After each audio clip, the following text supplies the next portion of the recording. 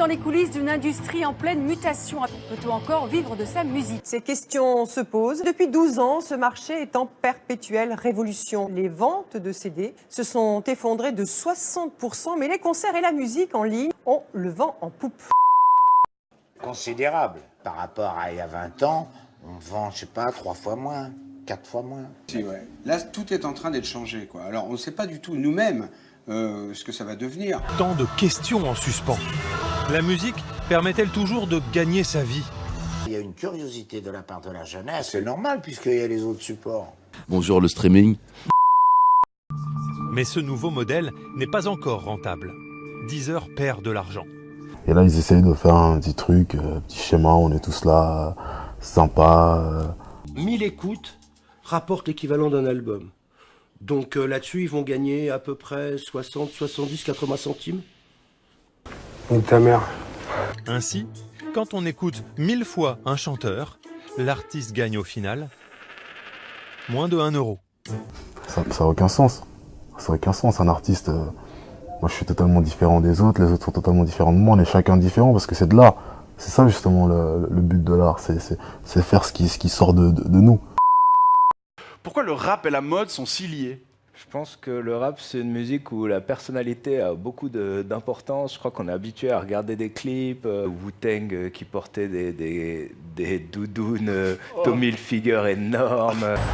Moi, je mets ça, je vais me faire détruire.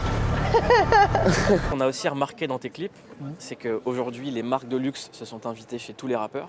Et en fait, les vêtements des rappeurs influencent les jeunes. Un jour, j'ai vu une veste de NOS et tu vois, moi je voulais absolument l'avoir et tout. Du coup, j'ai cherché.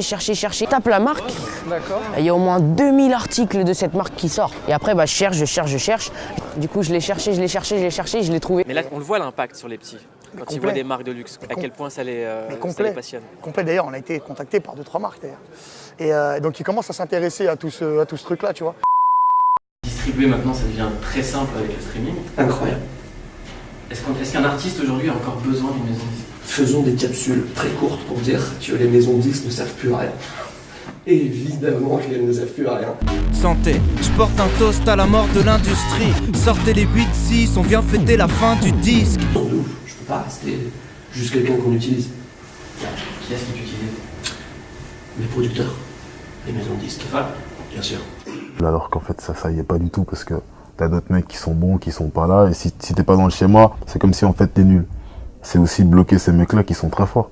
Donc ils font n'importe quoi. Et c'est pour ça qu'elles refont tous leurs contrats. Non mais viens, on s'occupe au moins de la distrib. Allez.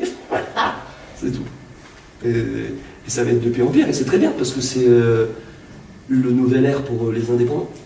Maintenant je pense que les nouveaux hommes libres et la nouvelle civilisation est indépendante et ne va pas aller demander de l'aide aux grandes familles qui sont là depuis des siècles. Je les encourage. En tout cas, ça me fait ça me recadre. Hein. Ah ouais? Ah ouais.